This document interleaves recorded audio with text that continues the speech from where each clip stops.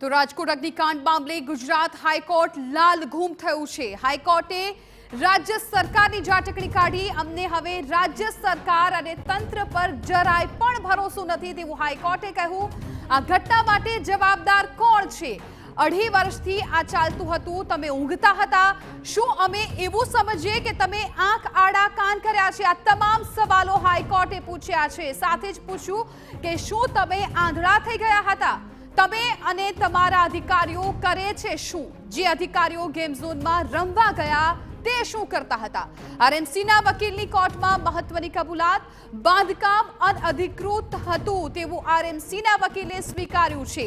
બાદમાં કાયદા મુજબ મંજૂરી માંગવામાં આવી હતી તેવું પણ વકીલનું કહેવું છે।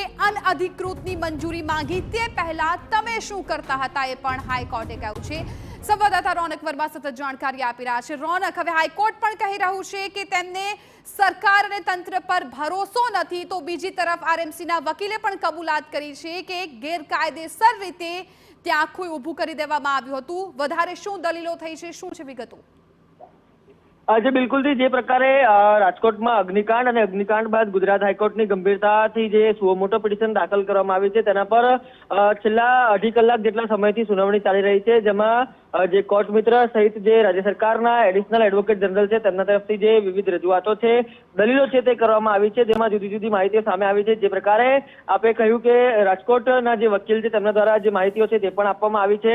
અનઅધિકૃત જગ્યા ઉપર જે બાંધકામ છે તે કરવામાં આવ્યું હતું અને ત્યારબાદ જુદી જુદી મંજૂરીઓ છે તે માંગવા માટે અરજી છે તે કરવામાં આવી હતી। આ ઉપરાંત જુદી જુદી દલીલો ઉપર રાજ્ય સરકારની દલીલો ઉપર હાઈકોર્ટ દ્વારા મત આપવામાં આવ્યું છે કે છેલ્લા 4 વર્ષથી આ પ્રકારની કાર્યવાહી ચાલી રહી છે, ત્યારે હવે કહી શકાય કે જુદા જુદા ઓર્ડર પાસ કરવામાં આવ્યા, તેમ છતાંય કામગીરી નથી થઈ રહી, એટલે કે રાજ્ય સરકાર અને તેમની મશીનરી ઉપર કોર્ટને ભરોસો નથી। આ ઉપરાંત રાજ્ય સરકારના વકીલે જે માહિતી આપી તે પ્રકારે ન માત્ર રાજકોટ પરંતુ અમદાવાદ સહિત અનેક શહેરોમાં જે ગેમ ઝોન ચાલી રહ્યા છે તેને તાત્કાલિક ધોરણે બંધ કરવામાં આવ્યા છે। અમદાવાદની ખાસ વાત કરવામાં આવે તો અમદાવાદમાં પણ કુલ 34 ગેમ ઝોન કાર્યરત હોવાની જે માહિતી છે તે કોર્ટના ધ્યાને મૂકવામાં આવી છે। આ ઉપરાંત આ 34 ગેમ ઝોનમાંથી 28 ગેમ ઝોન છે તે ઇન્ડોર ચાલી રહ્યા હતા, જ્યારે 6 ગેમ ઝોન છે તે આઉટડોર ધોરણે ચાલી રહ્યા હતા।